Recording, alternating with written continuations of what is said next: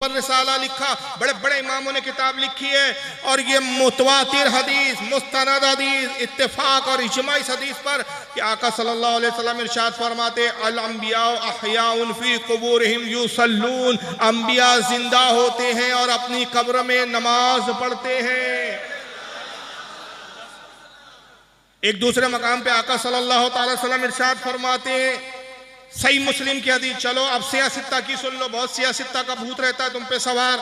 सही मुस्लिम की हदीस है, किताबुस सलाह के अंदर ये हदीस आती है। अल्लाह के नबी फरमाते मररतु अला कब्र मूसा व हुवा काइमुन युसल्ली, मैं शबे मेराज मूसा की कब्र पर आया, देखा मूसा अपनी कब्र में खड़े हैं और नमाज पढ़ रहे हैं। नमाज कैसे पढ़ रहे हैं? खड़े होकर। लेकिन इस पर मैं तशरीह बाद में करूंगा। देखिए इस पर भी गैर मुक़ल्लिद मौलवी लोग कैसे कैसे अटकलें लगाते हैं। जरा एक मौलवी साहब को इस ताल्लुक से आप सुनते चले। ये नहीं लाए इन्होंने फलसफा। आज की नशिस्त में हमारा सबसे पहला सवाल शेख से है कि क्या अंबिया अलैहिमुस्सलातु वस्सलाम अपने कब्रों में जिंदा हैं और वो नमाज पढ़ते हैं?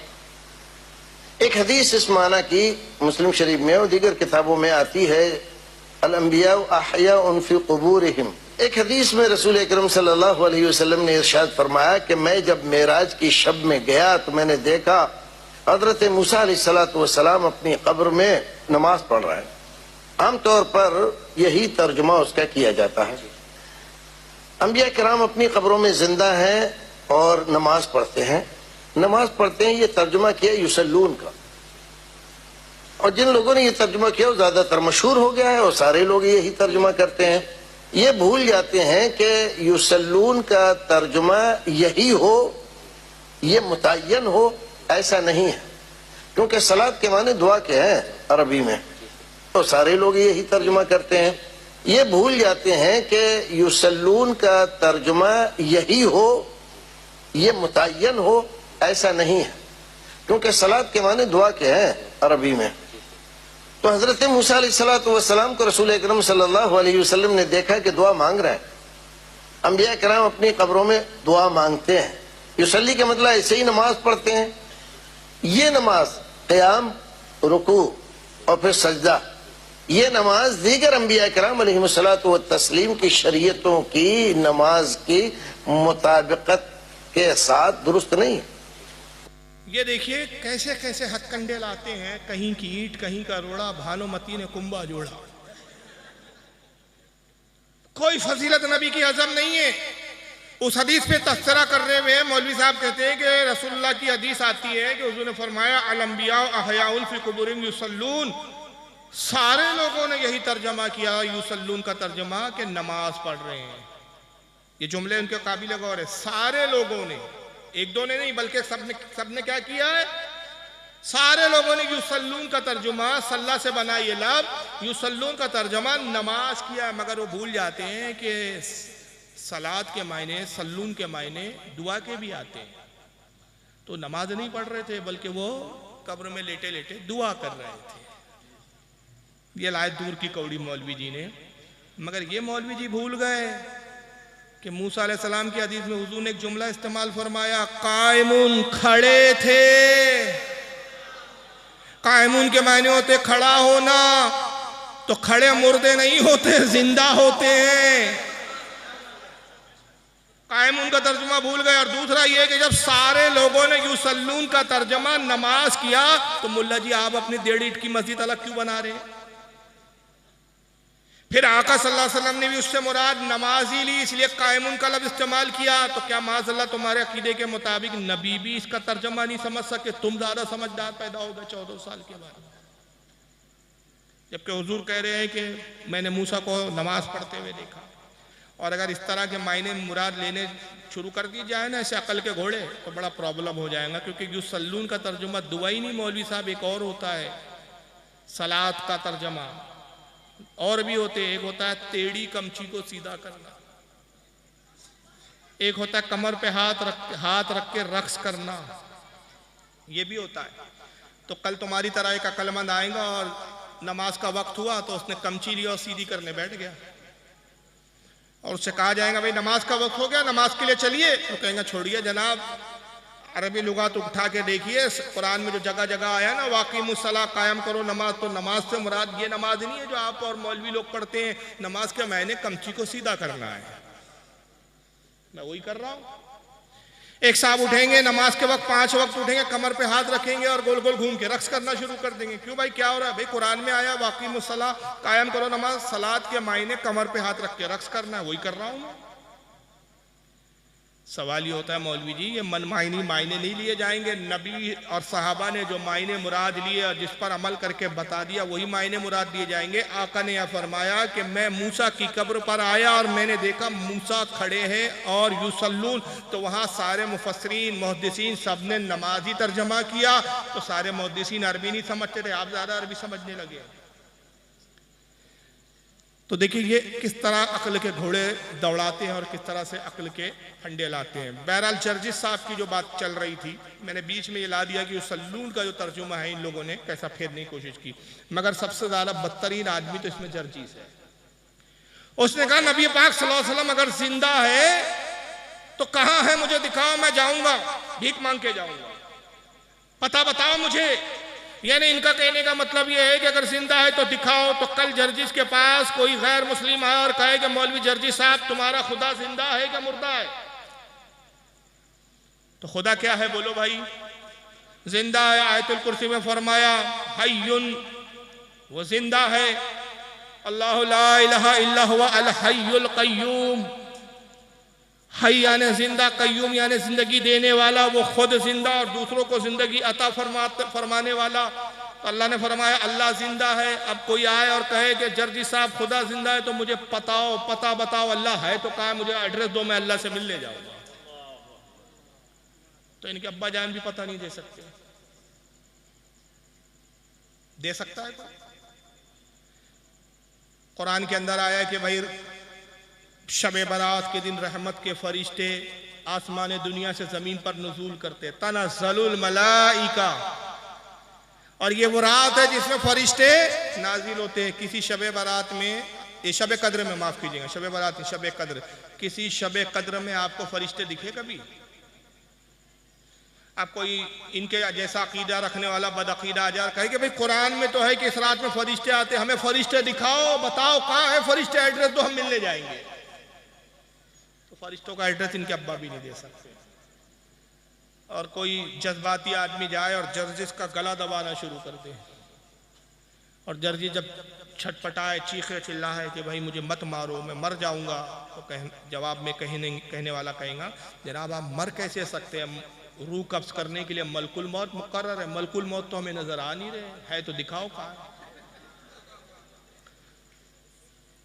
तो इनका डी एंड हो जाएगा, लेकिन मलकुल मौत आखिरी तक नजर नहीं आएंगे।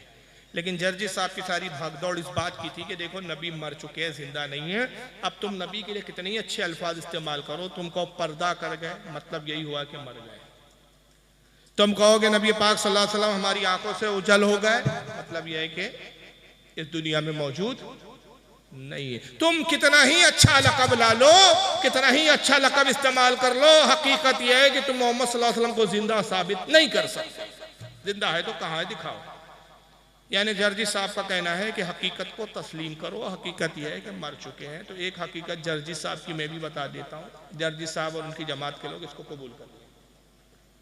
और कुरान से हकीकत, कुरान इंसान की तख्लीक के बारे में कहता है कि ऐ इंसान हमने तुझे एक गंदे नुत्फे से पैदा किया। सूरह यासीन में फरमाया, आयत का मफहूम है। नुत्फा किसको कहते हैं? गंदा पानी जो मर्द से खारिज होता है, औरत के रहम में जाता है, उससे बच्चा बनता है। इतना गंदा पानी कपड़े पे लग जाए तो कपड़े नापाक, जिस्म से खारिज हो जाए, गुस्ल फर्ज, जब तक गुस्ल ना करे ना नमाज पढ़ सकता है, ना कुरान छू सकता है, ना कुरान पढ़ सकता है। गंदा पानी, गंदे पानी से इंसान की तख्लीक हुई। तो जर्जी साहब की भी तख्लीक किस चीज से हुई? गंदे पानी से, गंदे नुत्फे से। तो हकीकत तो ये है कि जर्जी साहब भी गंदा नुत्फा है। तो जब जलसा गाह में आए तो मैं आया तो हमारे अलाउंसर साहब, हलचल साहब तो कह रहे थे उलमा अहले सुन्नत, आलिम अहले सुन्नत, मुनाज़िर सुन्नत, ये इनका एहतराम था, इनका अदब था, इनकी मोहब्बत थी। मगर इनके मुकर्रिर मौलवी को चाहिए, इनके नाज़िम जलसा को चाहिए हकीकत कबूल करे। जर्जी जब जलसे में आए तो कहे हजरात लीजिए गंदा नुत्फा तशरीफ ला रहे हैं, गंदा पानी आ रहे हैं, अब आपके सामने गंदा नुत्फा खिताब फरमाएंगे। अरे भाई ये मौलाना को गंदा नुत्फा क्यों कह रहे हो? अरे भाई इनको अल्लामा कहो, मौलाना कहो, हफाजुल्लाह कहो, दामत बरकातुहुल आलिया कहो, मददिल्लाह वाली कहो, हुजूर कहो, किबला कहो, काबा कहो, कुछ भी कहो, हकीकत तो ये है तो गंदा ही नुत्फा। लेकिन ये अपने मौलवी के लिए ये चीज को कबूल नहीं करे। जो चीज ये अपने मौलवियों के लिए कबूल नहीं करते, नौज बिल्लाह, ये रसूलुल्लाह के लिए बेधड़क बोल देते हैं। हमारा अकीदा यह है कि रसूलुल्लाह वादे इलाही के तहत एक आन के लिए मौत से दो चार हुए। आपकी हयात वैसी है, दुनियावी हिस्सी मानवी। वादे इलाही था, कुल्लो नफ्सिन ज़ाइक़तुल मौत, हर नफ्स को, हर जानदार को मौत का मजा चखना है। इस वादे को पूरा किया गया। एक आन के लिए आका को मौत आई, रूह आपके जिस्म अथर में लौटा दी गई। आप अपनी रूह और जिस्म के साथ जिंदा सलामत। हम नहीं कहते, नाम इनका अहले हदीस है, हदीस ये नहीं पढ़ते, अकल के घोड़े ये दौड़ाते। इन मौलवी साहब को भी सुन लीजिए, इनका नाम भी बड़ा अजीब है। नाम ही सुनोगे तो आप जावेद अहमद घामडी। हाँ, मैं मजाक नहीं उड़ा रहा हूँ, घामडी ज नाम है इनका। ये देखिए अकल का घोड़ा कैसे दौड़ा रहे हैं ये। और ये उस्ताद है मिर्जा अली साहब के। मिर्जा अली जी इंजीनियर को जानते होंगे बहुत सारे लोग, उसकी भी कुछ क्लिप दिखाऊंगा मैं भी, कितने अकलमंद साहब है। गामडी साहब को सुनिए। मरने के बाद जिंदगी सिर्फ आखिरत, मरने के बाद जिंदगी सिर्फ आखिरत की है कहते हैं, और मुसलमानों में एक गिरोह बुजुर्गान दीन और औलिया की हयात का कायल है। क्या तमाम अपनी अंबिया अपनी कबूर में जिंदा है? ये मेरी नाकिस अकल ही का कसूर है कि ये बात कभी मेरी आज तक समझ में नहीं आई कि जो लोग ये मानते हैं वो अंबिया अलैहिमुस्सलाम के बारे में क्या तस्वुर रखते हैं। यानी 3-4 फुट की कब्र में एक आदमी को जिंदा रखा गया, यानी 3-4 फुट की कब्र में एक आदमी को जिंदा रखा गया। ये कोई नेमत है, कोई शरफ है, कोई एजाज है, क्या चीज है? अंबिया अलैहिस्सलाम अपनी कबूर में जिंदा है। अगर आप वो बात कहें जो कुरान ने कही है कि अल्लाह ताला के साले बंदों को अल्लाह ने ये बशारत दी है, यानी जिनका मामला बिल्कुल साफ है, और जाहिर है कि उनमें अंबिया उनके सरखैल हैं, कि उनके लिए बरज़ख में जहां अल्लाह ताला ने इंसानी शख्सियात को रखा हुआ है, वहां एक नौइयत की जिंदगी शुरू हो जाती है। वो जिंदगी कोई जिस्मानी जिंदगी नहीं होती, और उसमें अल्लाह ताला अपनी नेमतें इनायतें करते हैं जिस तरह के वो असल शख्सियात के साथ मामला करते हैं। तो बड़ी माकूल बात है। ये कोई एजाज है कहते हैं, मैं समझ नहीं पा रहा हूँ। लोग कहते हैं रसूलुल्लाह अपनी कब्र में जिंदा है। 4 फीट की जमीन में कोई आदमी और जिंदा ही है, ये समझ में आती है बात? 4 फीट की जमीन में कैसे कोई जिंदा हो सकता है? ये कोई एजाज है, कोई नेमत है, कोई खूबी है रसूलुल्लाह की? देखिए गुमराह कैसे किया जाता है। आदमी भी सोचे हाँ बात तो सही है यार, रसूल जिंदा और 4 फीट की जमीन में होती है कितनी कब्र? 4 फीट भी ज्यादा बोल दिया भाई, चौड़ान में 4 फीट भी नहीं होती हो, बहुत हो गया। मेरे ख्याल से 2.5 फीट 3 फीट होती है। लंबान में कद के बराबर होती है। जैसी मुर्दे की, जैसे मैयत की हाइट होती है उस हिसाब से कब्र खोदती जाती है हमारे यहाँ। तो ये अक्ल की बातें दौड़ाते हैं, फिर नाम इनका अहले हदीस होता है। हम हदीसों पे चलते हैं भाई, धोखा कैसे देते हैं, हम अहले हदीस है। 4 फीट की कब्र में नबी जिंदा है, ये कोई अक्ल में आती है? कोई नबी के लिए एजाज है, खूबी है, नेमत है? आप वो बात कहें जो अक्ल में आए। भाई हुजूर जिंदगी जो है बरज़खी जिंदगी है, बरज़ख में है आप, जहाँ जिस्म की जिंदगी नहीं है। मौलवी साहब, हर आम आदमी भी बरज़ख में जिंदा है और नबी भी वहाँ बरज़ख में है, तो फिर हुजूर की खुसूसियात क्या हो? और इन्होंने जनाब ने ये कब्र की 4 फीट को देखा, वो हदीस ना देखी जिसमें आका कहते हैं कि बंदा मोमिन को जब कब्र में रखा जाता है उसकी निगाह तक कब्र उसके लिए वसी कर दी जाती है। ये बंदा मोमिन की बात है, और हमारे आका के लिए फिर कितनी वसी। अरे जन्नत है हुजूर की कब्र। आका खुद फरमाते हैं कि मेरी कब्र और मेरे मिंबर के दरमियान का हिस्सा जन्नत है। हुजूर की कब्र मुबारक खुद जन्नत है, और जन्नत की कोई हद व शुमार नहीं है, जन्नत की लिमिट ही नहीं मालूम किसी को। हुजूर कह रहे मेरी कब्र खुद जन्नत के टुकड़ों में से एक टुकड़ा है। तो ये अक्ल के घोड़े देखिए कहाँ का ले आते हैं, जबकि सही हदीस मौजूद है, हद तवातुर तक पहुंची हुई है। आइए जरा ये हदीस देख लीजिए आप। ये सुनाने इब्न माजा की हदीस है, और इस पर मैं इस रिवायत की तशरीह में जो एक इमाम का कौल सुनाऊंगा तो आपकी रूह खुश हो जाएंगी। सुनाने इब्न माजा किताबुल जनाइज हदीस नंबर 1637। अन अबी दरदा रदियल्लाहु ताला अन्हु काला काला रसूलुल्लाहि सल्लल्लाहु अलैहि वसल्लम। हज़रत अबू दरदा रदियल्लाहु ताला अन्हु से रिवायत है, कहते हैं कि अल्लाह के रसूल सल्लल्लाहु अलैहि वसल्लम ने इरशाद फरमाया, अक्सरुस सलात अलैया यौमुल जुमा। उन्होंने कहा, लोगों जुमे के दिन कसरत के साथ मुझ पर दुरूद पढ़ो। रोजाना तो पढ़ो, ये नहीं कि जुमे को पढ़ो बाकी दिन ना पढ़ो, लेकिन जुमे के दिन क्या करो, कसरत से खूब खूब दुरूद पढ़ो मुझ पर। क्यों? फ़इन्नहु मशहुदुन तशहुदुल मलाइका, इसलिए कि जुमे का वो दिन है कि इस जुमे के दिन बड़ी तादाद में फरिश्ते मेरी बारगाह में हाजिर होते हैं। जब हुजूर कब्र में जिंदा नहीं है तो फरिश्ते आके करते क्या, मिट्टी का ढेर देखने आते हैं। अगर हुजूर आलम बरज़ख में है तो मुलाकात के लिए तो बरज़ख में जाना चाहिए, कब्र पर आके क्या करते हैं, आते इसलिए कि आका कब्र मुबारक में जिंदा है, हयात है। और रोजाना कितने आते हैं। इमाम दारमी रहमतुल्लाह अलैह, जो इमाम बुखारी इमाम मुस्लिम के उस्ताद है, सुनाने दारमी में नकल करते हैं, सुबह 70,000 फरिश्ते आते हैं, शाम 70,000 आते हैं, रोजाना 1,40,000 फरिश्ते हुजूर की कब्र की मुबारक पर हुजूर की ज़ियारत और मुलाकात के लिए आते हैं। और एक फरिश्ता जो एक बार आएगा, कयामत तक दोबारा आना नसीब नहीं होगा। इससे यह भी मसला हल हो गया, जो कहते कब्रों पे जाना शिर्क है, कब्र पुजुआ, ये सारे फरिश्ते 1,24,000 रोजाना कब्र पुजुआ है जो कब्रों पर आते हैं। तुम हमें कब्रों से रोक सकते हो, लेकिन फरिश्तों को तुम्हारा बाप भी नहीं रोक सकता। पता चला कि सबसे बड़े तुम्हारे अकीदे के बकौल सबसे बड़े अगर कब्र पुजुआ है तो फरिश्ते हैं। 70,000 सुबह, 70,000 शाम। लेकिन जुमे के दिन ये तादाद क्या हो जाती है, दुगनी हो जाती है। आका कहते हैं तादाद बढ़ जाती है, जुमे के दिन ज्यादा तादाद में फरिश्ते आते हैं, इसलिए मुझ पर जुमे के दिन ज्यादा दुरूद पढ़ो। फ़इन्न अहदन लन युसल्लिया अलैया इल्ला उरिदत अलैया सलातुहु हत्ता यफ्रुगा मिन्हा। आका कहते जब तुम में से कोई मुझ पर दुरूद पढ़ता है, वो दुरूद फरिश्ते मुझ तक पहुंचाते रहते हैं। ये रिवायत क्या समझ में आ रही है, हुजूर की जिंदगी पता चल रही है कि नहीं चल रही है। तुम में से जो कोई दुरूद पढ़ता है मुझ पर, वो फरिश्ते मुझ पर दुरूद पहुंचाते रहते हैं, यहाँ तक कि पढ़ने वाला खुद फारिग हो जाए, पढ़ने वाला दुरूद पढ़ना बंद कर दे, जब तक पढ़ता है फरिश्ते लाते रहते। ये हदीस का टुकड़ा बड़ा खास है। इस हदीस की तशरीह में एक दूसरी हदीस इमाम अबू नुइम हिलियतुल औलिया में, इमाम बहकी दलाइलुन नब्वा में, इमाम काजी अयाद किताबुश शिफा में, इमाम हैसमी मजमुउज़ ज़वाइद में, बड़े बड़े मुहद्दिसीन इसी हदीस के ज़िम्न में एक दूसरी हदीस दूसरी सनद से लाते। और वो हदीस ये क्या कहते हैं, जो फरिश्ते मुझ पर दुरूद पहुंचाते हैं, वो दुरूद कैसे पहुंचाते, ऐसा नहीं कहते या रसूलल्लाह एक उम्मती ने दुरूद भेजा है, करोड़ों अरबों हुजूर के उम्मती है, कैसे पता चले कि भाई कौन से उम्मती ने दुरूद भेजा है।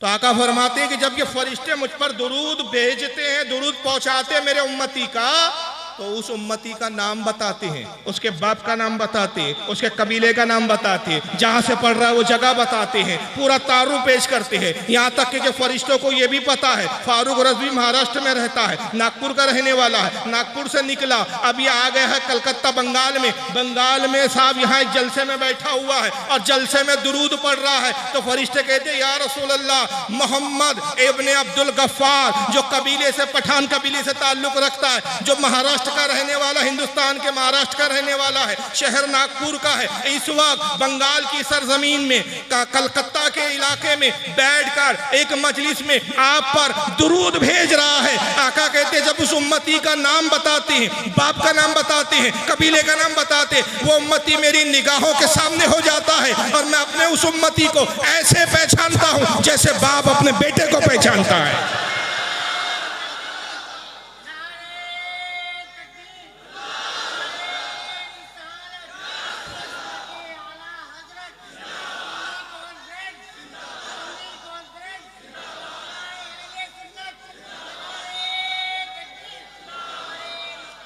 हर उम्मती को आका पहचानते हैं। जब उम्मती को पहचानते तो बेईमानों को नहीं पहचानते, गद्दारों को नहीं पहचानते, उन्हें भी पहचानते। तो हिम्मत हो तो इमाम अबू नुइम को बिदअती बोलकर दिखाओ, हवाले दिखाना मेरी जिम्मेदारी। इमाम बहकी को बिदअती कहकर दिखाओ, अबे ये वो इमाम है कि जिनके नाम लेते हो तुम्हारी पगड़ियां गिर जाए। जिंदगियां खप गई इनकी हदीस दानियों में। मुहद्दिस किसे कहते हैं? अहले हदीस किसे कहते हैं? पंचर बनाने वाले को अहले हदीस नहीं कहते, रिक्शा चलाने वाले अहले हदीस नहीं कहते। रफदैन किया, आमीन जोर से बोला, अहले हदीस। अरे वाह यार, इतनी शॉर्टकट डिग्री, बस आमीन जोर से बोल लो, हाथ यूं यूं हिला लो, अहले हदीस। अरे बदबख्तो, अहले हदीस कहते किसको है ये भी पता करो। इमाम जलालुद्दीन स्यूती रहमतुल्लाह ताला अलैह अल-हावी लिल फतावा में मुहद्दिस की तारीफ बयान करते हुए फरमाते हैं, मुहद्दिस, अहले हदीस, अहलुल हदीस, यही अलग अलग नाम आए हैं। उस शख्स को कहते हैं जिसको कम अज कम 1,00,000 हदीसें माँ अस्मा और रिजाल के याद हो। कितनी हदीस है? कैसी याद हो? ऐसी नहीं उर्दू में बयान कर रहे जैसे हम बयान कर रहे हैं 1,00,000 हदीस है, ऐसी तो 2,00,000 हदीस मैं बयान कर दूंगा तो क्या मैं मुहद्दिस हो जाऊंगा? उर्दू में बयान किया, अल्लाह के रसूल ने फरमाया पानी बैठकर पियो, 1 हदीस। अल्लाह के नबी सल्लल्लाहु अलैहि वसल्लम ने फरमाया हर मुसलमान शख्स को देखो, मोमिन को देखो, सलाम करो, 2 हदीस। जी नहीं, इसको हदीस दानी नहीं कहते मुहद्दिसीन। मतन और सनद अपने से लेकर रसूल तक सनद जानता हो, हमने इनसे सुना, इन्होंने इनसे सुना, इन्होंने इनसे सुना, इन्होंने इनसे, अनफुला अनफुला अनफुला अनफुला काला रसूलुल्लाह।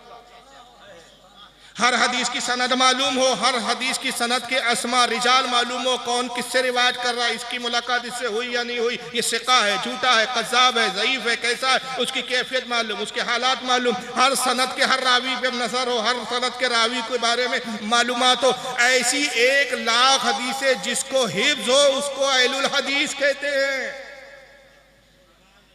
ये पंचर बनाते हुए रफ़दैन करके अहले हदीस बन गया। तो अहले हदीस बनने के लिए 1,00,000 हदीसें चाहिए। मैं जिन मुहद्दिसीन के नाम ले रहा हूं, इमाम बहकी 1,00,000 हदीस से ज्यादा के हाफिज थे तब कलम उठा रहे हैं। इमाम अबू नूअयम 1,00,000 से ज्यादा हदीसों के हाफिज है तब कलम उठा रहे हैं। इमाम हैसमी 1,00,000 हदीसों से ज्यादा के हाफिज है तब कलम उठा रहे। ये लाखों हदीसों को याद करने वाले हदीस बयान करे, उनकी हदीस छोड़कर तुम्हारे अकल के घोड़े ले हम, तुम फटीचरों की बातें माने। ये मुहद्दिसीन रिवायत कर रहे हैं, आका कहते हैं मैं अपने उम्मती को ऐसे पहचानता हूं जैसे बाप अपने बेटे को पहचानता है। काला कुल्तु बादल मौत, ये हदीस का खास टुकड़ा। अबू दरदा कहते हैं हमने सवाल किया, या रसूलल्लाह मौत के बाद भी, अभी हयात है तो आप उम्मती का दुरूद सुनते, अभी हयात है तो उम्मती को पहचानते, क्या इंतकाल के बाद भी ये कैफियत होंगी आपकी? मौत के बाद भी उम्मती का दुरूद सुनेंगे आप? मरकर मिट्टी में तो नहीं मिल जाएंगे जैसे कि ये आने वाली 14 साल के बाद नमूने आएंगे।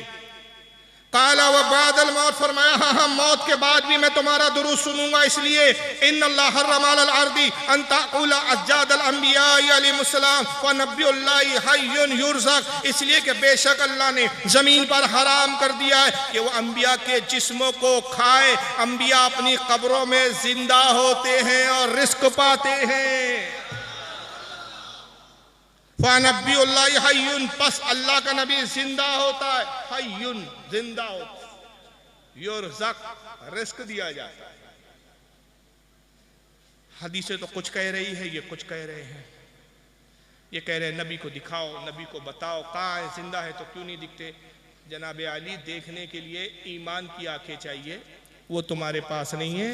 देखने के लिए वो मुफ्ती आजम की निगाह चाहिए जो कहते हैं कि सरकार के जलवों से रोशन है दिले नूरी, सरकार के जलवों से रोशन है दिले नूरी, ताहश्र रहे रोशन नूरी का ये काशाना। और मैंने माना जन्नत तुझ में हूरो कुसूर रहते हैं, मैंने माना जन्नत तुझ में हूरो कुसूर रहते हैं, आ मेरे दिल का तवाफ करके इसमें हुजूर रहते हैं, आ मेरे दिल का तवाफ करके इसमें हुजूर रहते हैं। अभी बात आई है कि नबी अपने उम्मत को भी जानते हैं, इल्म गैब भी साबित हो गया। इल्म गैब इसी को कहते हैं जो चीज छुपी हुई हो। हुजूर से कोई चीज छुपी हुई और कोई गैब क्या तुमसे नया हो भला, जब ना खुदा ही छुपा तुम पे करोड़ों दुरूद। लेकिन इनको इल्म गैब पर भी प्रॉब्लम है। इस ताल्लुक से इनके क्या मज़ाहिया खेस अकायद है, जरा वो भी सुनते चले आप।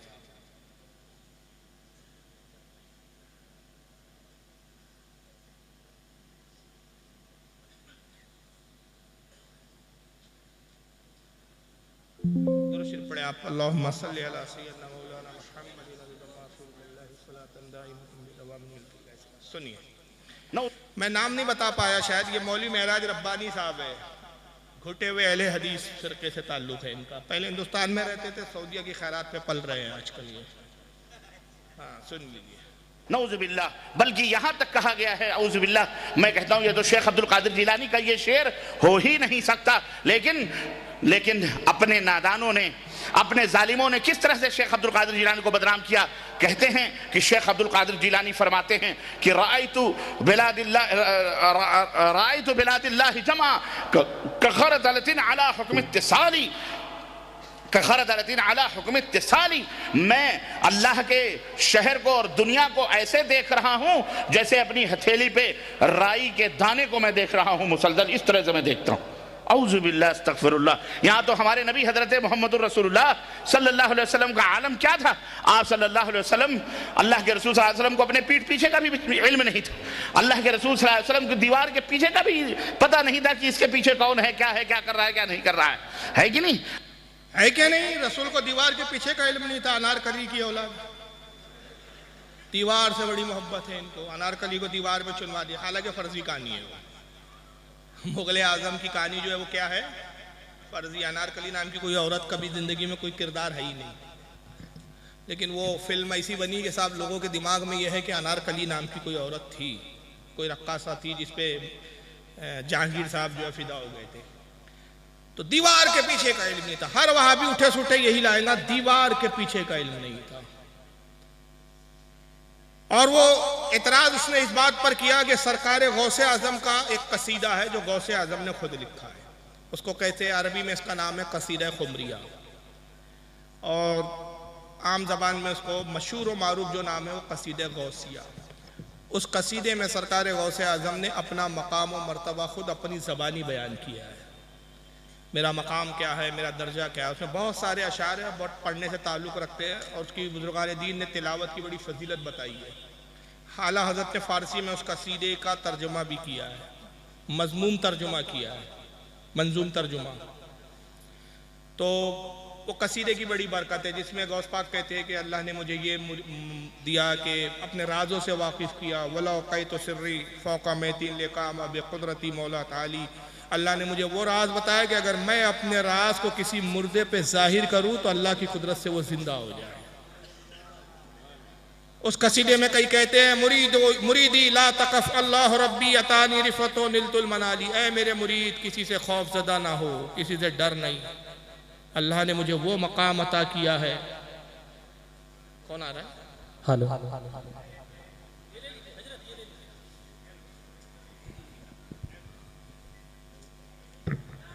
सभी खड़े हो जाएं। गाज़ी मिल्लत की उसमें गौसे पाक रज़ी अल्लाह ताला अन्हु ने अपने मकाम मनसब का इज़हार किया है। उसमें एक शेर है, वो फरमाते हैं, नजर तो इला बिलादिल्लाहि जमा का खरदलतिन अला हुक्म इत्तिसाली, मैं अल्लाह के शहरों को ऐसे देख रहा हूं जैसे मेरे हथेली में राई का दाना रखा हुआ। अब गौसे पाक का जब यह इल्म का आलम है, गौसे पाक को अल्लाह ने वो इल्म गैब अता किया कि आप अल्लाह के तमाम मुल्कों को, अल्लाह के शहरों को ऐसे देख रहे हैं जैसे हथेली में राई का दाना। अभी हमारे उलमा ने इस बुनियाद पर यह दलील कायम की कि जब रसूल की अता से गौसे आजम की नज़र का यह आलम है तो मुस्तफ़ा की नज़र का आलम क्या होगा, हुजूर के गैब का आलम क्या होगा। तो महराज रब्बानी साहब उसका जवाब दे के कहते हैं कि ये शेख अब्दुल कादिर जिलानी का कसीदा है ही नहीं, ये उनका कसीदा हो ही नहीं सकता। भाई आपके इनकार से क्या होता है? किताबों में वो कसीदा मौजूद है, किताबें मौजूद है, उसकी सनदें मौजूद है, उसका जिक्र मौजूद है, उसके तस्करे मौजूद है। बड़े बड़े वक्त के मुहद्दिसीन ने उसका कसीदे का जिक्र किया। मुल्ला अली कारी जैसे वक्त के जय्यद मुहद्दिस ने नुज़रतुल फ़वातीर में उसका जिक्र किया है। हज़रत इमाम अब्दुल्ला याफ़ई ने उसका जिक्र किया है। बड़े बड़े मुहद्दिसीन ने उस कसीदे का जिक्र किया है। तो आप हो कौन जनाब कि जो आपकी बात को तस्लीम किया जाए? अब उस पर वो कह रहे हैं कि गौसे आजम का कसीदा नहीं, क्योंकि गौसे पाक कैसे कह सकते हैं कि मेरे हाथ में राई के दाने की तरह मैं दुनिया के मुल्कों को देखता हूं। हमारे नबी का तो ये हाल था कि दीवार के पीछे का इल्म नहीं था उनको, अपनी पीठ के पीछे के बारे में नहीं जानते थे।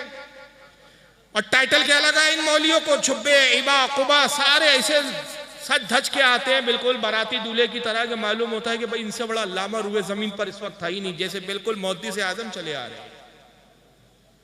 मगर हालत यह है कि बेचारे बुखारी जैसी किताब की रिवायतों से भी नाबलद और सुन्नियों से हर मामले में बुखारी में क्या मालूम होता, सारे बुखारी के हाफिज बैठे हुए हैं। आइए इस बेचारे यतीमुल इल्म को बुखारी भी नहीं दिखी, मैं आपके सामने बुखारी शरीफ पेश कर रहा हूँ। सही बुखारी आपके स्क्रीन पर है, किताबुस सलाह हदीस नंबर 418। अन अबी हुरैरा अन्ना रसूलुल्लाह सल्लल्लाहु अलैहि वसल्लम क़ाल। इस हदीस का पस मंजर पहले सुन लें, फिर रिवायत समझ में आएंगी, क्योंकि इमाम बुखारी ने मुख्तसर अल्फाज में इस रिवायत को बयान किया है। फतुल बारी में इमाम इब्न हजर अस्कलानी वगैरह और हज़रत इमाम कुस्तलानी इरशादुस सारी वगैरह में नकल करते हैं कि हदीस पूरी मुकम्मल यह है कि आका सल्लल्लाहु अलैहि वसल्लम नमाज पढ़ा रहे हैं, पीछे सहाबा कराम मौजूद हैं मुक्तदी की हैसियत से। बाज़ सहाबा का नमाज में उस वक्त दिल नहीं लग रहा है, कुछ दुनियावी ख्यालात है, किसी का बाजार में है, किसी का काम की तरफ तवज्जो है, गर्मी के दिन है। बाज़ सहाबा नमाज की हालत में अपनी दाढ़ियों को खुजा रहे हैं और आका का रुख किधर है? किबले की तरफ। आप मेरी तरफ देख रहे हैं, आपके पीठ के पीछे क्या हो रहा है आप जानते हैं? मैं आपकी तरफ देख रहा हूं, मेरे पीठ पीछे कौन बैठा है, क्या कर रहा है, मुझे उसकी खबर नहीं। लेकिन मुस्तफ़ा सल्लल्लाहु अलैहि वसल्लम का आलम क्या, हमारे आका का। हज़रत अबू हुरैरा कहते काला हल तरौना क़िबलती हा हुना। आका ने नमाज खत्म किया, फरमाया क्या तुम ये समझते हो कि मेरा रुख किबले की तरफ है? क्या तुम ये समझ रहे हो कि मैं किबले की तरफ देखता हूं तो तुम्हारे पीछे हालों से नावाकिफ, तुम क्या कर रहे हो नहीं मालूम मुझे? नहीं नहीं, ऐसा नहीं है। फवल्लाही मा यख्फा अलैया खुशूकुम वला रुकूकुम। अल्लाह की कसम, ना तुम्हारा खुशू मुझसे छुपा हुआ है, ना तुम्हारा रुकू मुझसे छुपा हुआ है। हदीस के जुमलों पे गौर करें आप। सिर्फ सरकार अगर ये अल्फाज कह देते ना, फवल्लाही मा यख्फा अलैया वला रुकूकुम, तुम्हारा रुकू मुझसे छुपा हुआ नहीं, और ये भी अगर उसमें मिला देते वला सुजूदुकुम, तुम्हारा सजदा भी मुझसे छुपा हुआ नहीं, तो वहां भी जी वहां भी एक तावील लाते। नहीं नहीं साहब, असल में रुकू साहबा का देख लेते थे रसूलुल्लाह, सजदा भी देख लेते थे। वजह ये थी कि जो मेहराब थी ना हुजूर की मस्जिद नबवी की, वहां आईना लगा हुआ था, आईने में दिख जाता था हुजूर। मगर रसूलुल्लाह ने एक लफ्ज ऐसा इस्तेमाल फरमा दिया, ये भी सरकार का इल्म गैब, आने वाले दौर में मेरे इल्म गैब के मुनकिरीन इसमें शुबा ना पैदा कर देता। आपने पहले जुमला क्या फरमाया, मा यख्फा अलैया खुशूकुम। खुशू कहते दिल के ख्यालात, दिल कहाँ कहाँ है, दिल कितना दिल जमई के साथ इबादत में मशगूल है, कहाँ दिल लगा हुआ है। आका कह रहे मैं तुम्हारे दिल के हालात से भी वाकिफ हूँ, तुम्हारे जो दिल में क्या चल रहा है उसको भी मैं जानता हूं। और इनकार किन लफ्जों में किया गया था, हुजूर को पीठ के पीछे की खबर नहीं। ये बगैर बुखारी के मौलवी बने हुए, ये बुखारी पढ़े बगैर, इसलिए हुजूर हाफिज मिल्लत ने फरमाया था बे इश्क मोहम्मद पढ़ते हैं ये बुखारी, आता है बुखारी, इनको बुखारी नहीं आती। अब बात का अल्फाज सुनिए, पूरे अकीदे की दज्जिया बिखर गई इसमें। आगे आका फरमाते इन्नी ला अराकुम मिन वराई ज़हरी, मैं जैसे सामने देखता हूं वैसे अपने पीठ के पीछे भी देखता हूं। तो सही बुखारी की तो यह हदीस वाज़े कर रही है कि आका फरमा रहे जैसे मैं सामने देखता हूं वैसे ही मैं अपने पीठ पीछे देखता हूं। मगर ये नाम निहादेले हदीस कह रहे हैं कि नहीं साहब, हुजूर को तो अपने पीठ पीछे की भी खबर नहीं। तो बुखारी की हदीस क्यों नहीं पढ़ी आपने?